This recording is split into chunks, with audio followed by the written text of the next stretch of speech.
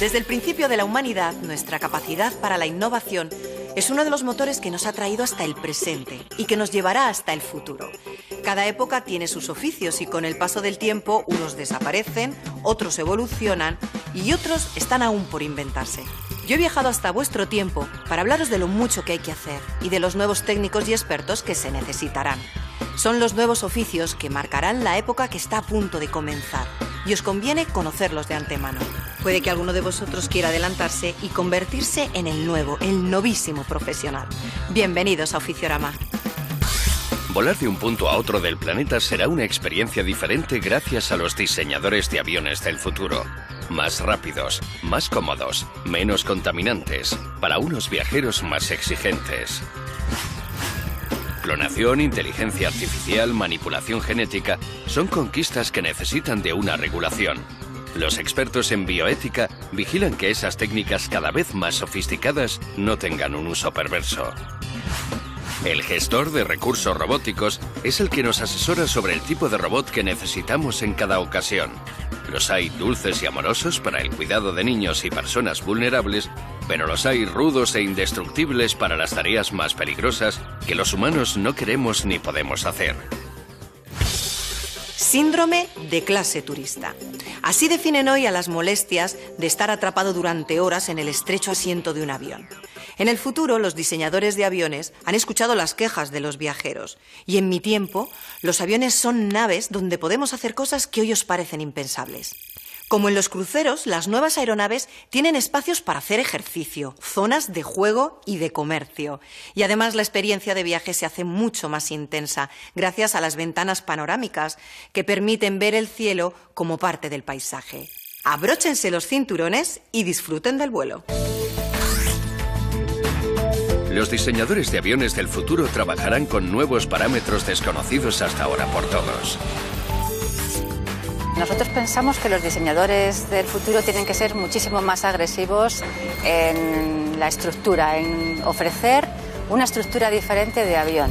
El futuro llega a las aeronaves y los diseñadores de aviones del futuro lo dotarán de zonas de actividades holográficas bien diferenciadas. Nosotros lo vemos una realidad. Las configuraciones interiores para espacios más interactivos y para configuraciones especiales de jugar al golf o de tener hoteles, lo vemos absolutamente realista. Todo va a depender de las exigencias del cliente. Las peticiones del turista aéreo son escuchadas por los diseñadores de aviones del mañana. Y así, dotarán a las aeronaves de más espacio para la clase turista y más confort para el cliente premium. La tendencia va quizá a que la parte de primera sea más cómoda y los que volamos en turista pues cada vez nos están juntando más, ¿no? Y hay incluso gente que plantea el que fuésemos medio de pie o algo así. Bueno, eso espero que no se haga precisamente también por temas de seguridad. ¿Por qué no ir de pie en avión en distancias cortas? ¿Por qué no tener otras configuraciones distintas a las que estamos teniendo? Pero en el futuro hay algo que sigue estando bastante claro. Siempre habrá clases y siempre irán más cómodos los que más paguen. La disposición de las aeronaves ha cambiado muy poco en los últimos años. Delante está primera, business y turista, con más o menos distancia entre asientos. Y hay relativamente poca innovación en esto. Quizá lo que se ve más es que en la parte de primera cada vez tienen más confort. Ahora empiezan a tener habitaciones, duchas. El avión que tenemos en el 350 tiene más espacio entre asientos. Quiere decir que incluso teniendo todos los asientos de turistas por el mismo precio, van a ser bastante más confortables porque se le da muchísimo más espacio que una configuración de los aviones anteriores que hemos tenido. Las apuestas en el fuselaje del mañana serán más innovadoras y algunas de ellas sorprendentes. Todos estamos familiarizados con los pequeños drones con multirotores. ¿Por qué no hacerlos más grandes? ¿Por qué no poner más rotores o rotores un poco más potentes y llevar cosas más pesadas, incluso personas? No solo la comodidad y la experiencia del viaje han mejorado. Los aviones son más rápidos, menos contaminantes y más silenciosos. Y además los hay para todos los gustos, desde los gigantes transoceánicos a los ágiles y prácticos para las distancias más cortas. En el futuro no hemos renunciado a volar. Al contrario, volamos más y mejor. En el futuro cambiará la aerodinámica de los aviones y habrá nuevos diseños que aprovecharán mejor el combustible. Probablemente el diseño de las alas y en general la configuración del avión cambie. Sin embargo, si queremos grandes mejoras en la eficiencia del avión, reducir el consumo, probablemente haya que abandonar la configuración tradicional que vemos en un aeropuerto e ir a configuraciones radicalmente nuevas, como pueden ser alas volantes, fuselajes conformados, lo que se llama jointed wing, en la que las alas están unidas de una forma especial, y esto cambiaría la configuración que estamos acostumbrados y veríamos aviones probablemente que parecen sacados de una película de ciencia ficción. Eso es si queremos grandes cambios o grandes mejoras en la eficiencia de los aviones. La contaminación de los motores actuales y el previsible aumento de los vuelos comerciales van a provocar un cambio en los aviones tal cual los conocemos. Los futuros motores serán movidos por diferentes combustibles y con menos emisiones a la atmósfera. Sobre esto existen varias hipótesis, aunque no todas serán viables. La energía solar es muy prometedora, pero por ahora con los sistemas que existen de baterías y de paneles solares se puede obtener muy poquita energía y solamente en algunos casos muy singulares, como por ejemplo aviones que vuelen por encima de las nubes, que sean especialmente ligeros, con muy poquita carga útil de transporte, pues se podría pensar en utilizar esa solución. Utilizar hidrógeno como combustible es un combustible fenomenal, pero muy difícil de almacenar. Yo creo que antes se pasaría, por ejemplo, a utilizar gas natural, también se puede licuar y es casi tan bueno como el hidrógeno como combustible y es infinitamente más barato. Combustible y material se aliarán para gastar mucho menos y, por lo tanto, contaminar menos. En relación a la innovación de materiales, lo que se busca es conseguir materiales que hagan los aviones más eficientes, que consuman menos, que contaminen menos. La búsqueda de aviones más verdes, que tengan menor contaminación, es una iniciativa que está pues ahora en gran desarrollo. La introducción de fibra carbono nos va a suponer pues un ahorro en peso, claramente una ecoeficiencia mejor, ya que cuesta menos subir el avión al cielo, y un ahorro para el cliente porque la fibra carbono pues ni se corroe ni hace falta mantenerla pues tanto como hay que mantenerla en el metálico. Y en un futuro más lejano se llegará a usar materiales inteligentes. Y unos materiales del futuro muy interesantes es para desarrollar lo que se conoce como estructuras inteligentes. Esto es un cambio de paradigma porque las estructuras hasta ahora su función es básicamente de soportes. El esqueleto del avión tiene que soportar las cargas estructurales sin que esa estructura se rompa. Bueno, pues lo que se pretende con estas estructuras inteligentes es una doble vertiente. Por un lado, estructuras que informen al usuario de su estado de salud. Otro cambio también son las estructuras que cambian de forma. Si uno ha viajado en un avión y mira por la ventana, en el ala, observará que se despliegan un montón de superficies de control. Bueno, lo que se está pensando para el futuro es materiales que sean capaces de cambiar la forma de la estructura y reducir o eliminar la necesidad de estos actuadores. Esos también serán unos materiales del futuro que van a cambiar probablemente la forma de diseñar las estructuras de un avión. Los diseñadores de aviones del mañana buscarán las soluciones más eficientes para poder volar más y mejor. Pero, ¿lo haremos a mayor velocidad? Bueno, no tanto se busca volar más rápido como volar más eficiente. Volar rápido, aunque hay algunas investigaciones que están buscando aviones que vuelen muy deprisa, se encuentran con muchos problemas medioambientales.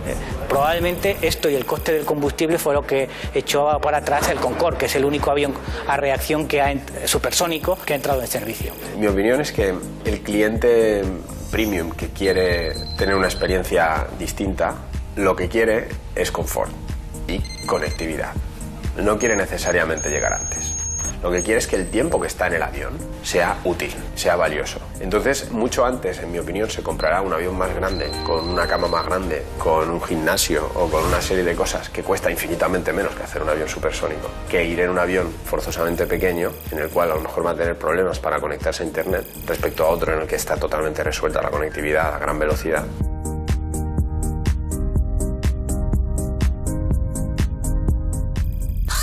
¿Se pueden clonar seres humanos? Esta es solo una de las muchas preguntas que nos hemos tenido que hacer en el futuro. Los avances de la ciencia tienen su lado oscuro y los expertos en bioética son los que ponen límites a su uso perverso. Ellos tienen la misión de estar atentos para que el delicado equilibrio de la especie humana no se rompa. Esto afecta a la clonación, a la manipulación genética, la inteligencia artificial o la alteración de nuestras capacidades por medios químicos o tecnológicos que puedan poner en peligro a las personas o a la sociedad misma. Bebés a la carta o dejar que la naturaleza siga su curso. Con las claves del genoma humano, el hombre tendrá en su mano la solución a muchos problemas de salud, pero también el conocimiento para muchas otras cosas. Tecnológicamente hemos avanzado bastante, no estamos en el momento de fabricar un genoma completamente, pero siento que podemos manipular muchas cosas que antes no podíamos, entonces estamos un poco parar, serenarse y ver qué hay que hacer. La ciencia no tiene límites porque el conocimiento no tiene límites, cada vez vamos sabiendo más de nuestro entorno, de nuestro cuerpo, tenemos que tener respeto a nuestros congéneres, a los otros animales, al medio ambiente, y esto que puede parecer una obviedad, pues hay que articularlo con una serie de protocolos que son los que se evalúan en cualquier comité de bioética. Los expertos en bioética valorarán a dónde iremos y cómo llegaremos a esos avances. Cuando se intentan hacer algún tipo de investigación que afecte a animales, que afecte a humanos, hay que tener en consideración no solamente los aspectos legales, lo que se puede y lo que no se puede hacer, sino una vez estos aspectos han sido considerados, cómo hay que abordar ese tipo de experimentos. Hay una investigación en la que intervienen humanos. Le van a poner 7 inyecciones en 5 minutos. No es una investigación razonable someter a un ser humano a tal práctica. A su mesa llegarán todo tipo de cuestiones que afecten al ser humano. Un ejemplo será la incorporación de la tecnología al cuerpo humano como complemento.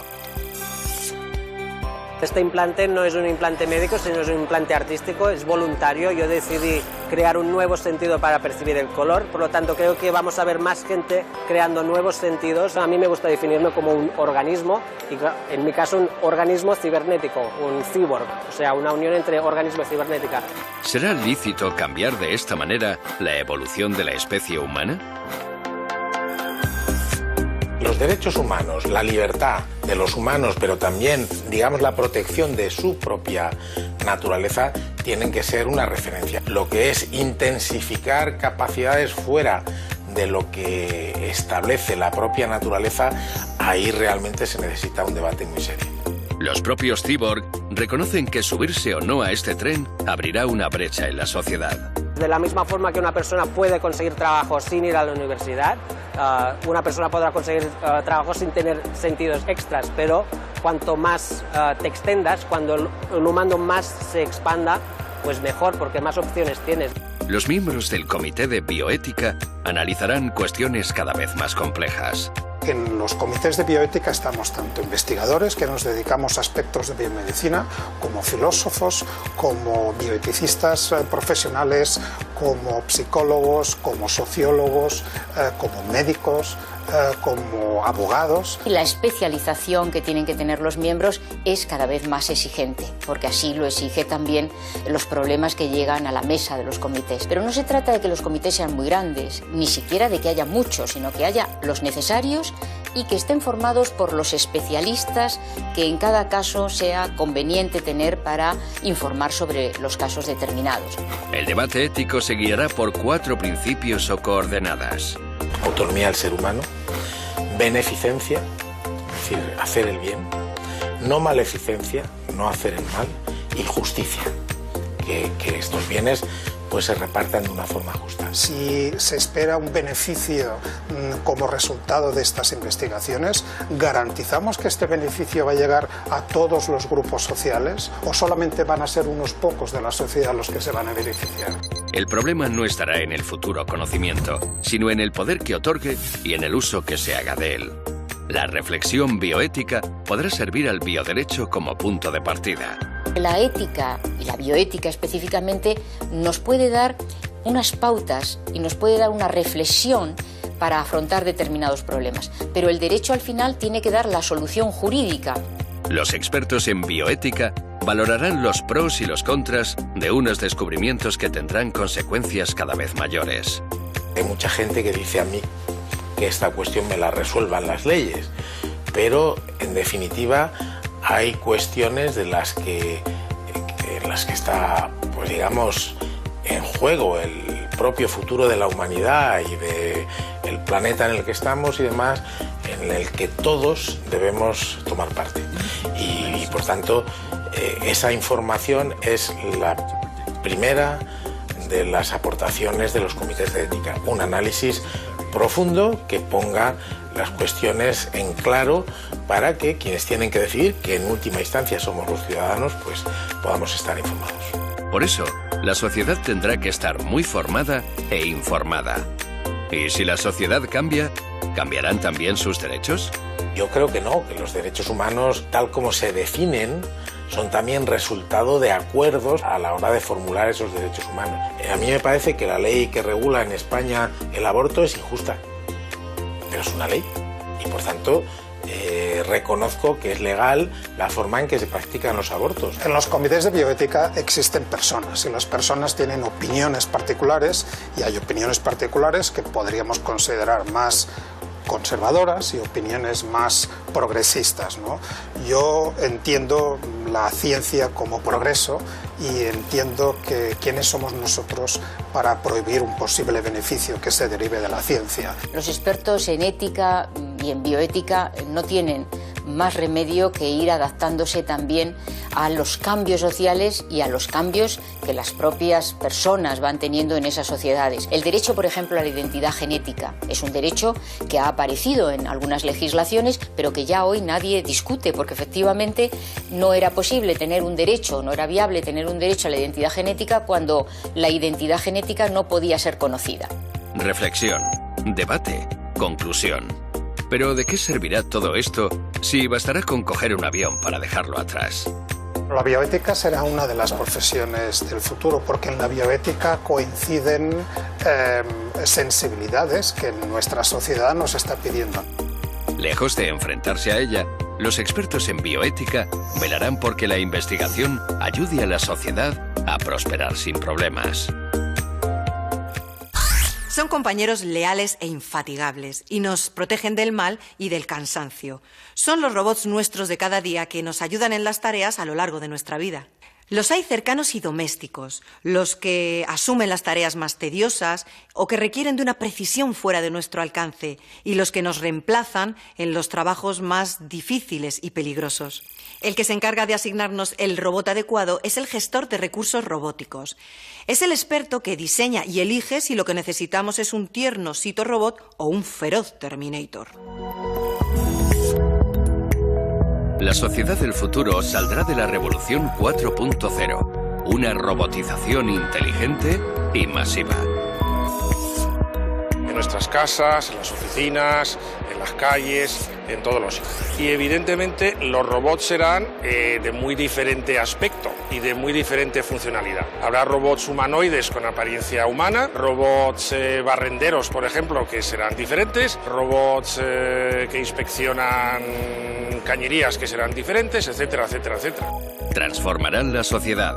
Serán parte del modo de vida y de nuestras vidas. Algunos podrían llegar a tener sus propios derechos.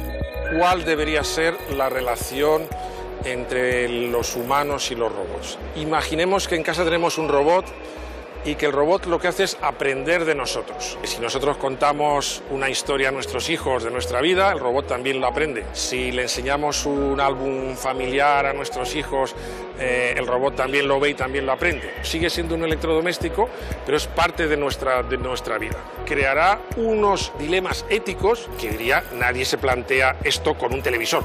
En el ámbito laboral, llegarán a ser hasta el 80% de la mano de obra.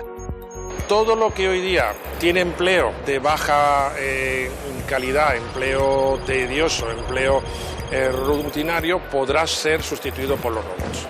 Legiones de peones robóticos transformarán el panorama en industrias y campos de cultivo. Dependiendo del proceso y de la industria, pero es muy probable que haya todo un flujo de vehículos que se esté moviendo continuamente en la nave y realizando diferentes operaciones en diferentes puntos del proceso. Los robots que estén en el surco de plantación, viendo la planta desde muy corta distancia, viendo pues, si tiene algún tipo de plaga o si tiene algún tipo de problema, midiendo, de hecho, pues, niveles de pH, teniendo información en el terreno, ¿no? Al mismo tiempo, a lo mejor puede haber otros tipos de robot que sean un poco más grandes, a lo mejor que se dediquen a la logística, en el cual pues, cojan todos esos productos, de hecho, que están siendo plantados, que están siendo recolectados. Como consecuencia, habrá cambios también en el organigrama empresarial. Se creará unos departamentos que gestionen cuántos robots hace falta, cada cuánto tiempo hay que cambiarlos, cada cuánto tiempo hay que mantenerlos, etcétera, etcétera, etcétera.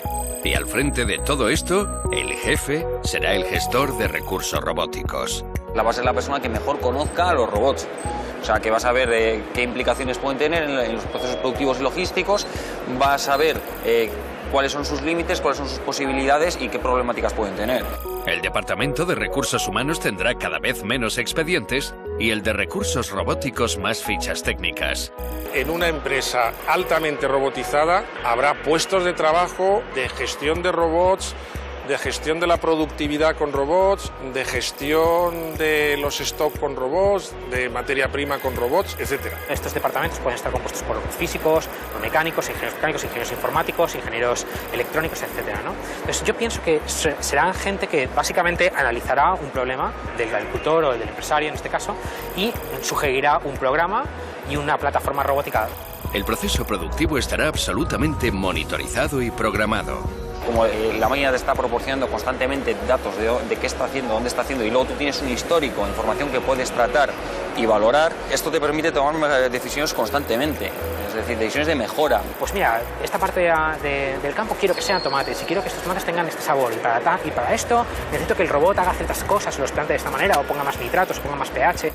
Con una mano de obra robotizada, el hombre se dedicará a trabajar en puestos de creatividad, toma de decisiones y solución de problemas.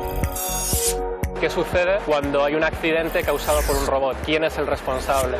Y eso define si el robot puede tomar decisiones o no, si será el fabricante, si será el operador, si será el propietario. La robotización social exigirá una nueva legislación y una nueva política fiscal. En el caso de la seguridad social habrá que mantenerla.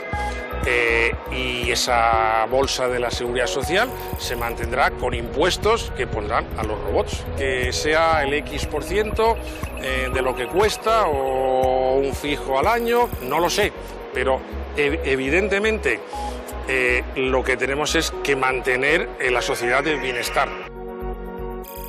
Todo nuestro recelo y desconfianza hacia los robots desaparecen cuando les vemos hacer cosas que nosotros somos incapaces de realizar. Los robots han demostrado que pueden salvar vidas aun en las condiciones más extremas, como son las catástrofes naturales o los accidentes con víctimas. Los robots tendrán su propia evolución y los 4.0 serán, en cierto grado, inteligentes. Los robots podrán tener sistemas de visión, sistemas de tacto, sistemas de fuerza, muchos sistemas sensoriales, muchas bases de datos y mucha información. El gestor de recursos robóticos dispondrá de gran variedad de especies robóticas para todo tipo de situaciones, incluso tan complejas como una catástrofe. Un convoy humanitario que llevan varias cosas, va Cruz Roja, montan un refugio, montan un hospital. En uno de esos todoterrenos van los robots, sería abrir la parte de atrás del todoterreno y los drones directamente despegar y los drones decidir qué zona hay que inspeccionar. Pueden tirar un kit de supervivencia con calmantes, agua y demás. En el caso de los terrestres sería la adaptación al entorno, ¿no? Todos tenemos la imagen del Transformer, sería una plataforma que dependiendo de lo que ve pudiese reconfigurarse. Serán capaces de trabajar en equipo.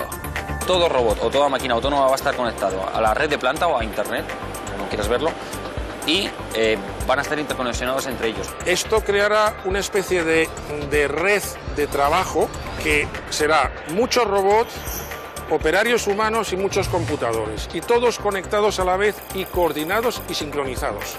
En la asistencia a personas, en cambio, lo ideal será un solo robot y preferiblemente de apariencia humana.